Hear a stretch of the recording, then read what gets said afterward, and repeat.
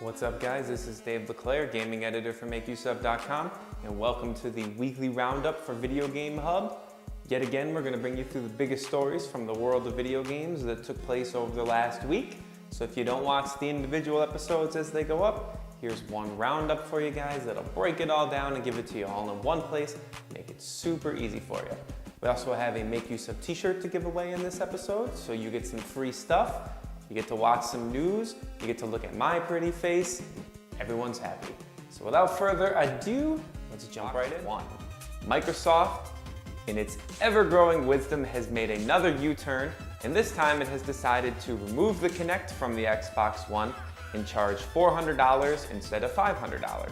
This was a move people wanted them to do from the beginning because it would have put them on price point with Sony, but they swore that the Kinect was a pivotal part of the experience and had to be included in every box.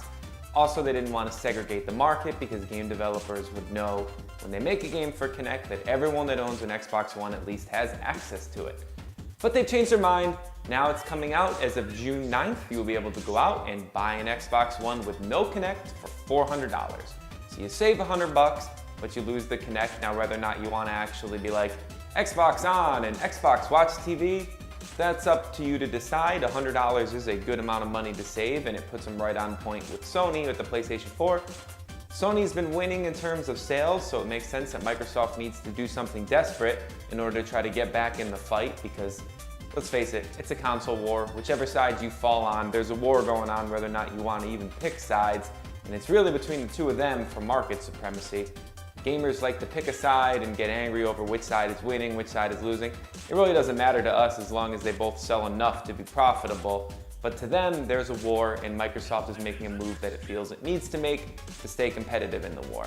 Additionally, they're bringing games with gold to Xbox One finally. So you're going to get some free games if you have a gold account on your Xbox One. They're going to be giving Max and the Curse of the Brotherhood and Halo Spartan Assault. Not exactly the most insane games ever, but there's still some pretty good games. And they're making some changes to the way gold subscriptions work. You're going to now be able to use Netflix, Hulu, Twitch, and other video services that were behind the gold paywall before. You'll now be able to use them without paying for gold, which is pretty cool. If you don't want to spend that $60 a year or 50 or 40, depending on whether or not you find a deal, you don't have to now. You can use your video services and you don't have to pay for gold. You still won't be able to play online multiplayer. You won't get free games, but saves you a little bit of money. So we'll see how this move goes for Microsoft. It'll be very interesting to keep our eye on it. Will it make a big difference? Will getting that $100 down and getting to the same price as Sony really get them in the race?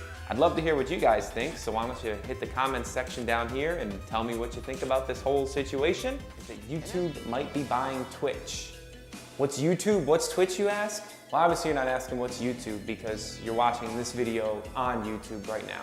But maybe you don't know what Twitch is. Twitch is a live streaming service where gamers can go and stream themselves playing games. It plays host to all of the big competitions such as the International, the Dota 2 Championships happening right now, Evo, the League of Legends Championship, all kinds of stuff. It's all streamed on Twitch. YouTube is obviously a site that hosts videos, all kinds of videos.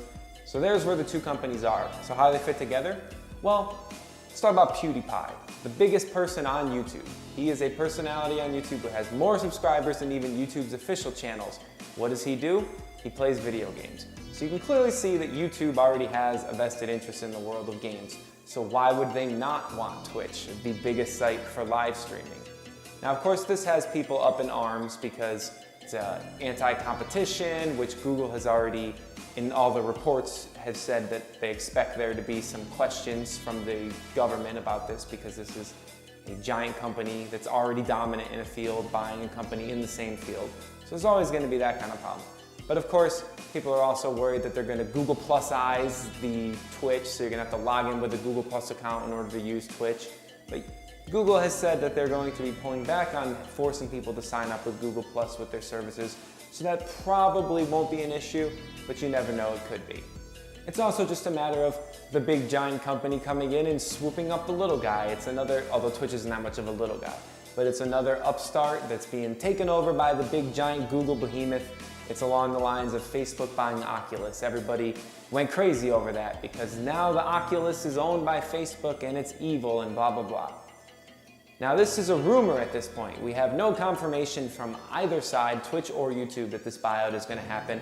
It was reported by Variety, and they reported a $1 billion price, which is 1/3 the price that Facebook bought Oculus for.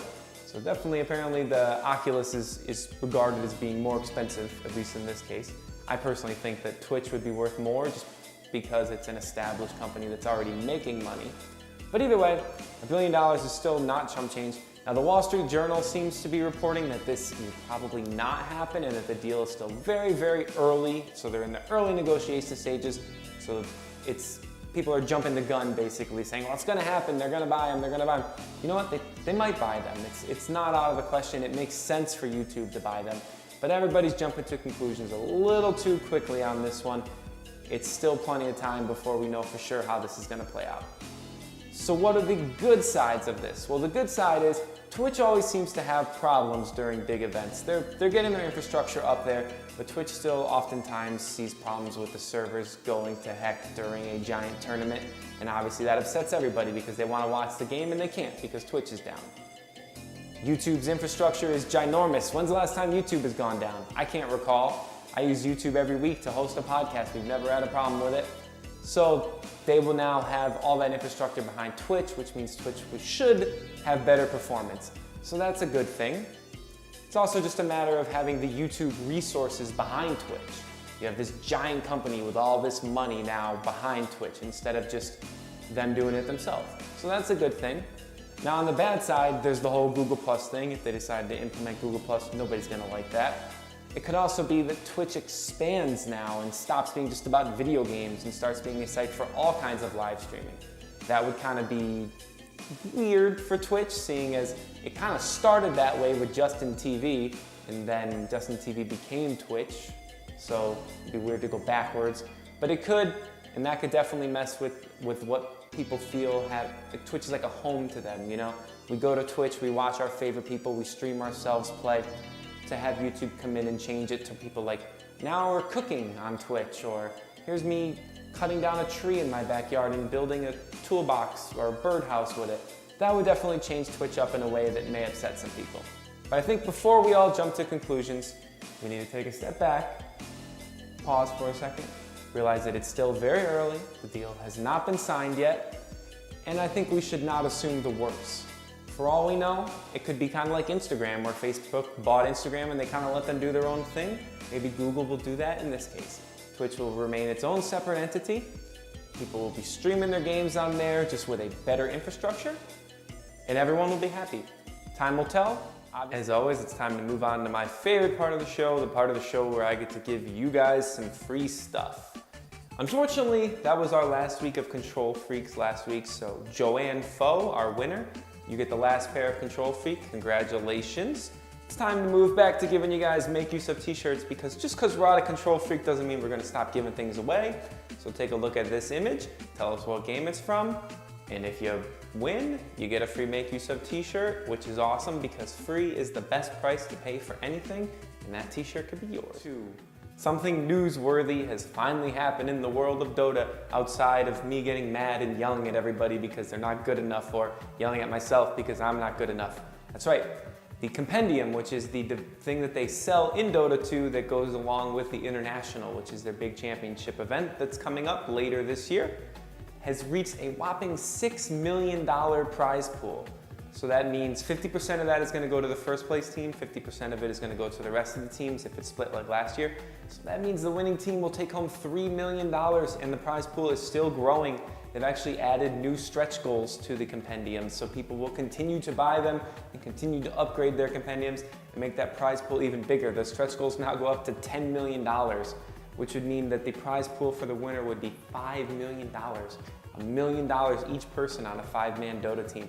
That's not insane for an esports event or electronic sports or just a competitive video game, whatever you want to call it, because I personally think the word esports is a little weird, but that's neither here nor there. Whatever you want to call it, that is ginormous money, and that eclipses any event ever in the history of esports, with the International 3 last year currently holding the record. If you're not a fan of Dota 2, it doesn't really matter because it's all about how big this is for esports as a whole and just for competitive gaming and for games being taken seriously in the mainstream. This is a prize pool that's on par with that of a major golf event, which is something that's televised on network TV. And this is for people playing a video game, and it's insane. So if you play Dota and you haven't bought a compendium yet, stop being a cheapo, get on there and buy one. If you don't play Dota, just appreciate the madness of what is happening all around you in the world of competitive gaming. And with that, this episode of Video Game Hub is officially over. Thank you very much for taking the time and hanging out to watch with us. Make sure to subscribe to MakeUseOf's YouTube channel so that you never miss another episode of Video Game Hub and all the other content that we put out here at MakeUseOf. And leave a like on this video if you enjoyed it because I would appreciate it a great deal. And as always, I'll see you next time.